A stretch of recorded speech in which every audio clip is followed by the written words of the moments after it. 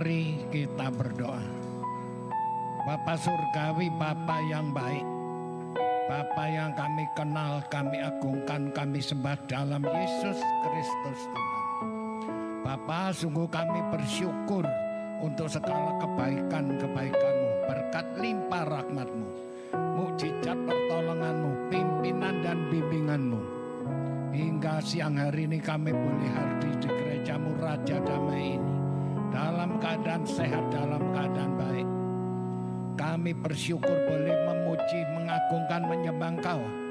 Dan kami percaya hadirat-Mu luar biasa di tengah-tengah kami, luar biasa di dalam setiap hati kami. Karenanya Bapa, berfirmanlah bagi kami, urapi, sucikan dan kuduskan hati dan pikiran hamba-Mu yang tidak ada apa-apanya ini, agar benar-benar layak menjamah pekerjaan-Mu yang kudus. Seperti Engkau memberkati setiap jemaat-Mu di tempat ini dengan firman-Mu yang menjadi terang, berkat dan kekuatan dalam hidupnya. Karenanya kami sepakat Bapa, apabila ada kuasa-kuasa jahat, kuasa-kuasa gelap yang mencoba menghalangi jalannya pemberitaan firman di tempat ini, mencuri kemuliaan Allah di tempat ini, mencuri sarana, suasana dan prasarana kami bersati menolaknya di dalam nama Yesus. Terima kasih Bapa, di dalam nama Yesus kami berdoa. Amin. Silakan duduk saudara. Shalom. Luar biasa jemaat Raja Damai. Seperti sesi pertama tadi sudah saya sampaikan, jemaat Raja Damai sudah memasuki 19 hari di tahun 2025. Kita imani bersama bahwa jemaat Raja Damai sudah masuk tanah perjanjian yang berkelimpahan susu dan madunya.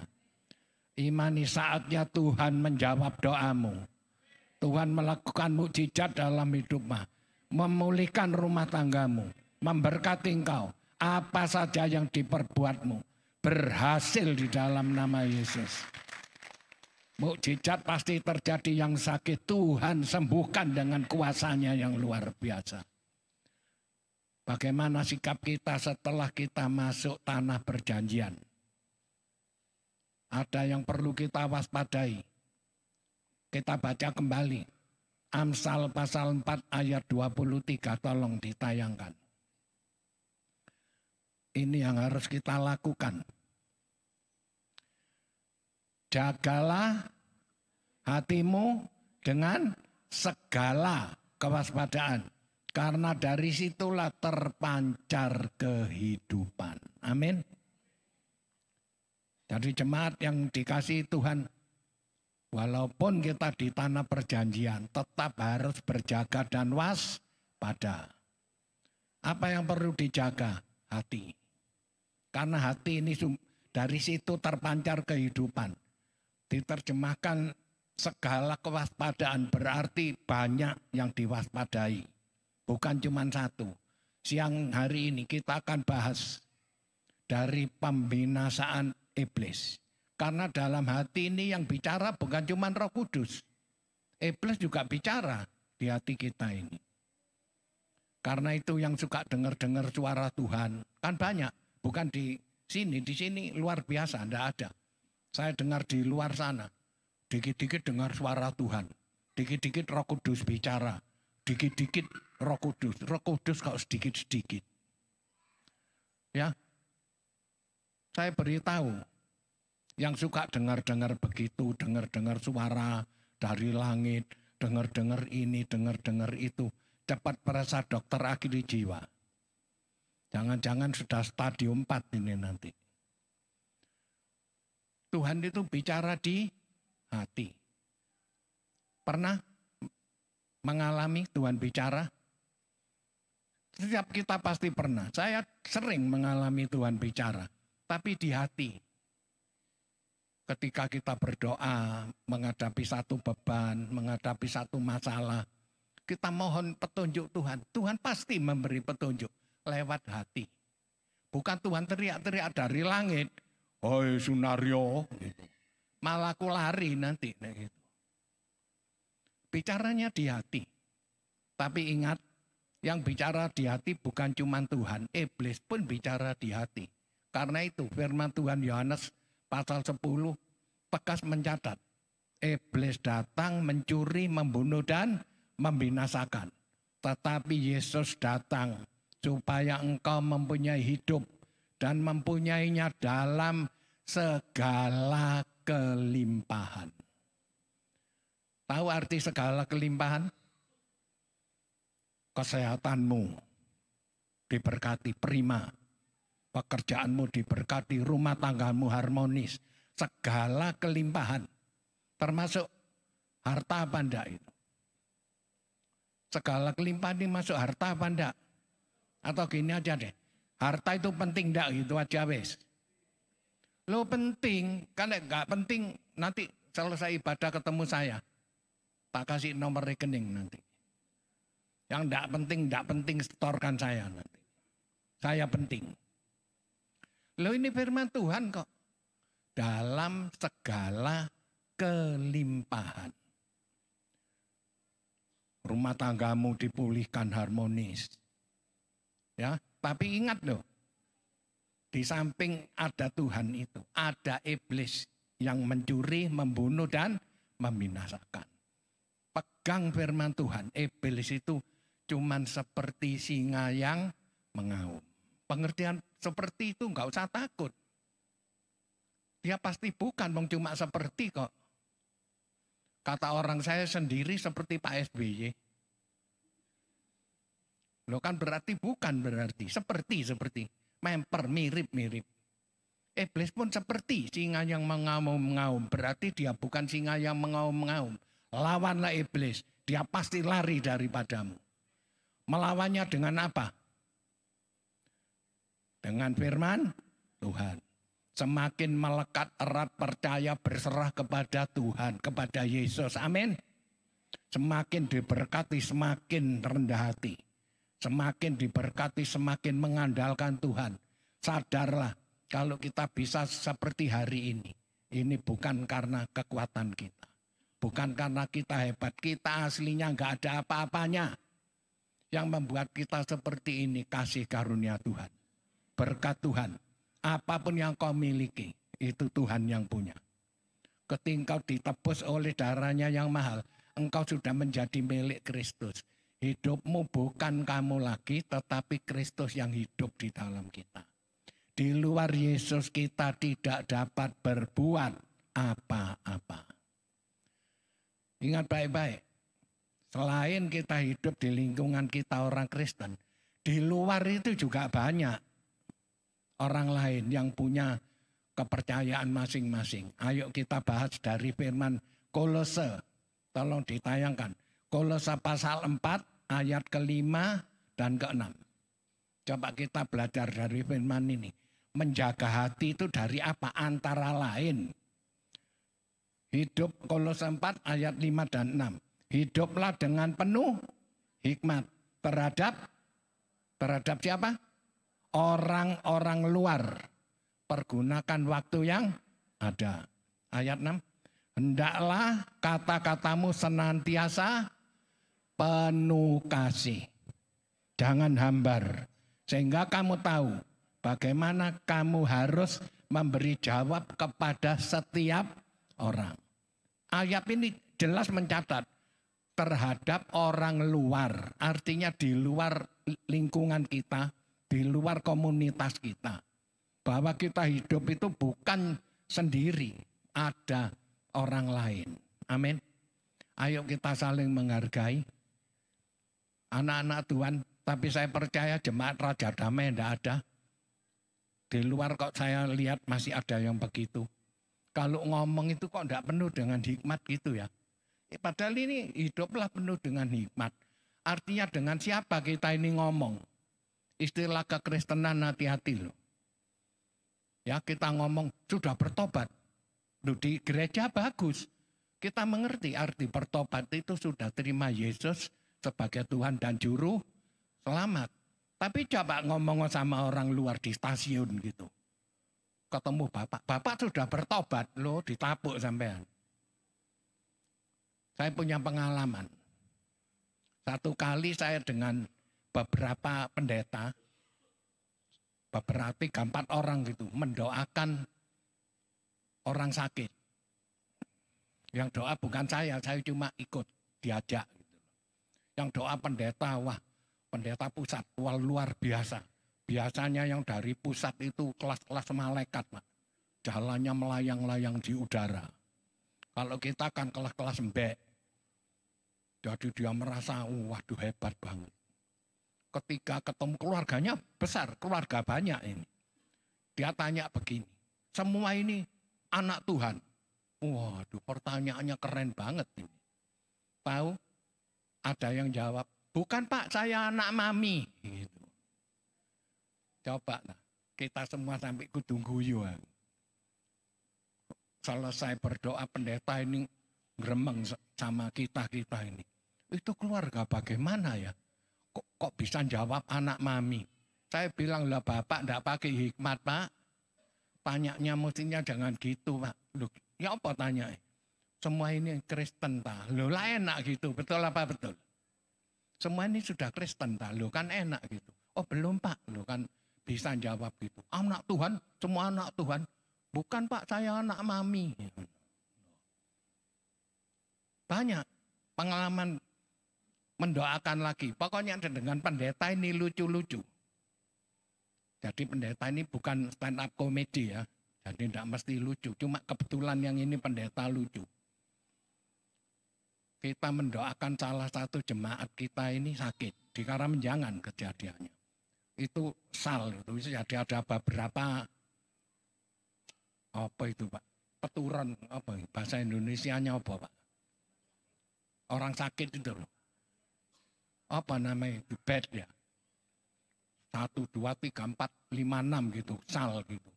Ketika kita mau doa yang jemaat kita ini yang seiman ini ada yang dari agama lain mendatangi kita, Pak mohon izin Pak ya nanti setelah berdoa di situ tolong keluarga saya juga didoakan ya Pak. Loh saya lihat keluarganya itu bukan orang Kristen Pak. Pakai ciri-cirinya itu pasti mereka ini bukan orang Kristen. Loh, saya bilang, loh Mas kita ini dari gereja loh Mas. Oh enggak apa-apa Pak, keluarga kami percaya kok. Siapa saja yang mendoakan pasti ada mukjizat. Wah saya senang kesempatan ini untuk menginjil gitu loh pikiran saya. Pendeta ini doa, ngomongnya begini. Kita berseru kepada Allah Israel. Aku ya kaget dulu, cik adoy. Mbak Allah Indonesia ngono apa? Apa Allah Ploso Baru ngono? Israel, waktu titik sedikit-sedikit demi Allah Israel, apa-apa bla bla bla gitu. Setelah doa, kita siap-siap mau ke sana yang mendoakan permintaan tadi. Datang lagi keluarganya. Pak, enggak usah didoakan Pak, keluarga saya enggak mau semua. Loh, katanya tadi minta didoakan. Enggak Pak, loh apa oh? Soalnya sampean minta Allah Israel, kene paling benci ambek Israel kok. Male wurung rek doa rek. Lah ya pendeta ki yo ndok ae. Lah ngomong Allah di dalam Yesus, enggak masalah mereka. Mereka percaya mukjizat pasti terjadi. Ngomong Allah Israel, wes gak usah Pak. Kene paling gak seneng Israel kok. Lho male urusannya bergeser. Ya enggak jadi doa ya wes pulang toh. Tolonglah, hiduplah penuh dengan hikmat terhadap orang-orang luar. Artinya, selain lingkup kita ini juga ada orang yang punya agama dan kepercayaannya masing-masing. Ayolah kita saling menghormati, saling menghargai. Ya, kalau iman kita tidak akan goyah sekali Yesus, tetap Yesus. Kalau orang lain, lo urusan mereka. Saya tinggal di kampung yang mayoritasnya muslim, tapi kita hubungannya baik sekali. Sangat toleransi, sangat menghargai. Saya kalau ada selamatan, tahu selamatan ya, di kampung sering, ada yang tinggal di kampung enggak ini? Enggak ada, semua di perumahan. Kalau ada selamatan, saya mesti diundang. Saya tanya, datang apa enggak? Ya ada tetangga punya hajat, Pak Sun, selamatan Pak Sun bareng-bareng. Saya datang enggak? Loh nek gak datang. Loh nanti pikirnya, loh iki sumbunge sih diundang gak gelem. Situ iki memang loh, ya toh. Nanti akan suasananya kurang baik. Jadi saya datang, mereka doa dengan iman mereka, silakan. Saya doa dalam nama Yesus, aku tahirkan makanan ini oleh darah Yesus. Cuma saya tidak bengok-bengok, saya doa dalam hati. Kalau saya dalam nama Yesus, nanti mereka toleh kabeh. Lu sampai niki apa? Jadi yang bisa menempatkan diri gitu loh. Yang dikatakan hiduplah penuh dengan hikmat terhadap orang-orang luar. Ya, bagaimana kata-katamu, apa tadi ayat ke-6 itu? Penuh kasih. Amin. Kita kalau menjawab orang luar itu yang penuh kasih. Jangan provokator gitu loh, jangan malah memecah belah. Jadilah terang di tengah kegelapan. Amin. Nah, saya punya kesaksian. Ini beberapa waktu terjadi. Ada satu keluarganya teman saya, ini keluarga besar. Satu rumah besar, ada kokonya, ada kokonya lagi, ada adiknya ini, ada cecenya. Tak tahu anak iki akeh ini peternakan. Pokok keluarga ini banyak anaknya, di antaranya teman saya ini. Satu kali teman saya ini ngomong ke saya, Kosun, kamu tolong ke rumahku. Loh, apa bos? Tawuran. Loh, bos, nek tawuran kok ngundang aku? Loh iya, batinku nek tempat selamatan, pesta ngundang gak apa-apa. Tawuran kok ngundang aku? Tawuran ya apa bos? Wes kamu kesini. Pokoknya adikku ini laporannya dia. Sejak jadi orang Kristen, sejak aktif di gereja, keluargaku berantakan katanya. Dulu ndak enak laporan ini. Saya ini hamba Tuhan, pendeta dilapor itu kan keri telinga saya. Mestinya sejak adikku ini ke gereja aktif, keluargaku ini akor, damai sejahtera, penuh berkat, pemulihan kan gitu. Aku gemes dulu adikku ini. Nyesel aku jadi wong Kristen. Adikku ini. Kok serius gitu sih? Coba. Apa ceritanya? Cerita yang lengkap supaya aku tahu. Ternyata begini. Keluarga ini belum Kristen.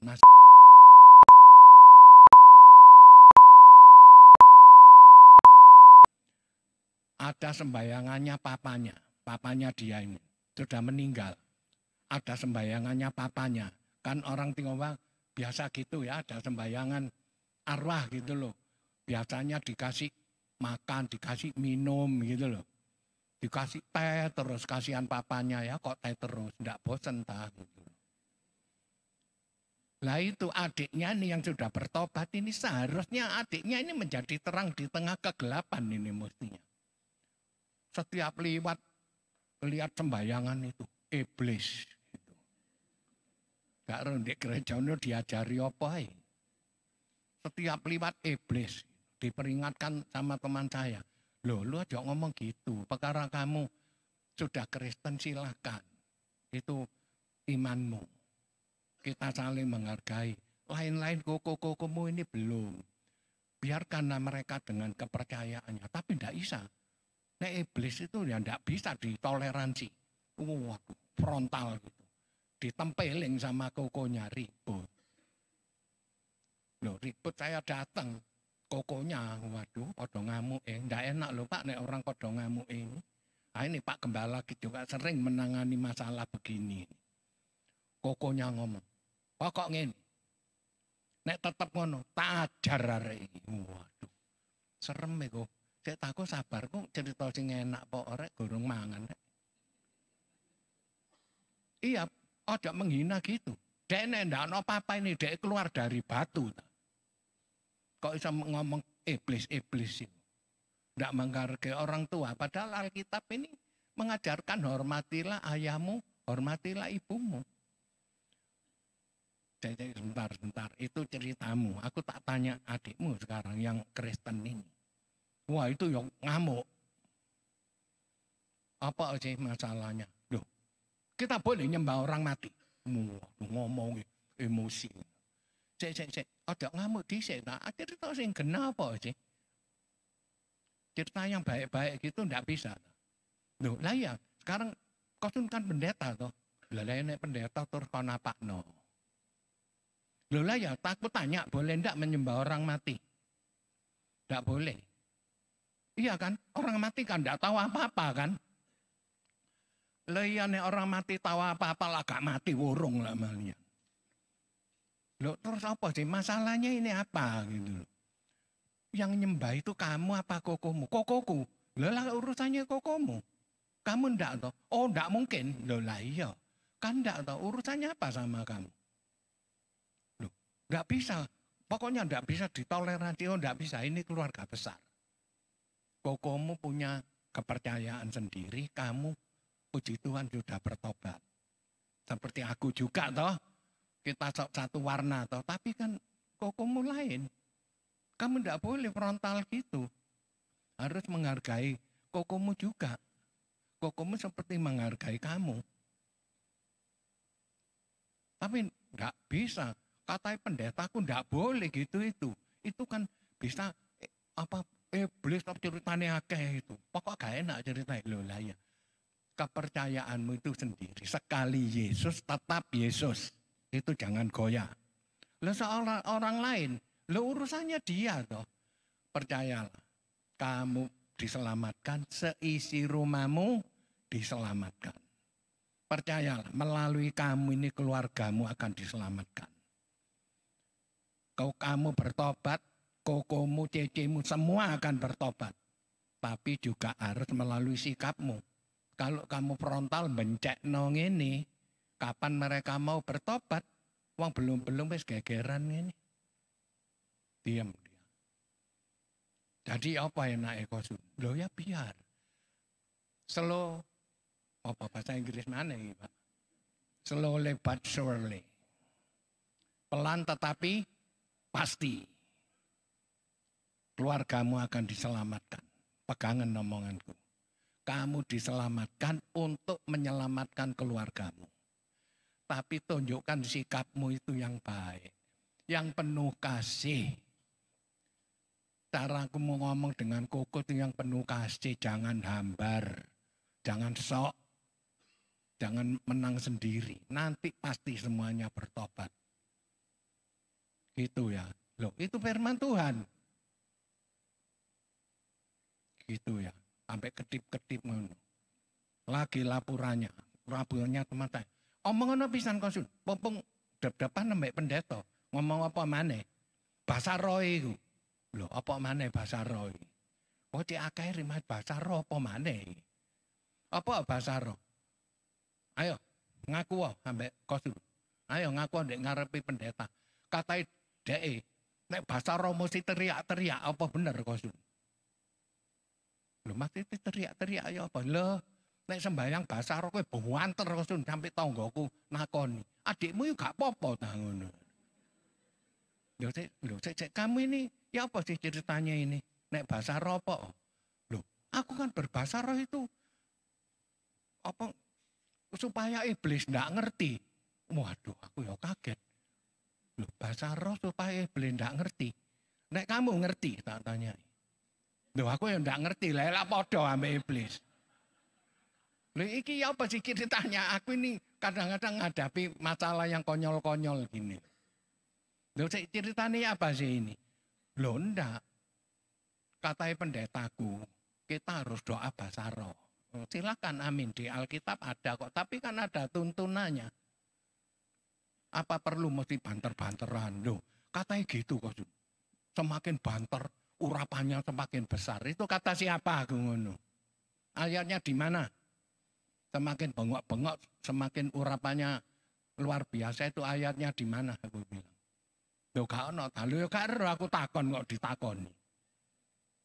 Lah ya ayo ngomong sekarang. Kalau kamu mau berbahasa roh silahkan. Itu kan pribadimu dengan Tuhan. Roh Kudus itu menuntun kamu berdoa dengan keluhan-keluhan yang tak terucapkan. Itu ada firmannya. Tapi tidak usah bengok-bengok kayak gitu. Kata siapa? Banter-banteran gitu. Diam. Lah ayolah jadi anak Tuhan sing enak ngono apa sih? Supaya orang melihat pertobatanmu ini, mereka mendapat berkat. Bukan malah tawuran gini. Lah apa bahasa roh banter-banteran. Adik ngomong iblis gak ngerti. Lah kamu sendiri ya gak ngerti. Yang prihatin nanti Tuhan dewe gak ngerti ya apa ini. Jangan begitu. Kembali ke jemaat Raja Damai yang dikasihi Tuhan. Kembalilah kepada firman Tuhan. Kebenaran itu ada di firman Tuhan. Apa saja lihat di firman Tuhan. Pasti ada jawabannya. Di luar firman Tuhan, waspadalah. Jagalah hatimu dengan segala kewaspadaan. Hati-hati di luar, di sini tidak ada. Di luar saya jumpai banyak. Jemaat saya ini sering hampir tiap hari. Boleh dibilang tiap hari. Mesti dapat makian, dapat viral. Oh ini gini, pendeta ini gini. Loh, dilapor nih aku kabeh. Wong aku gak melok ngomong.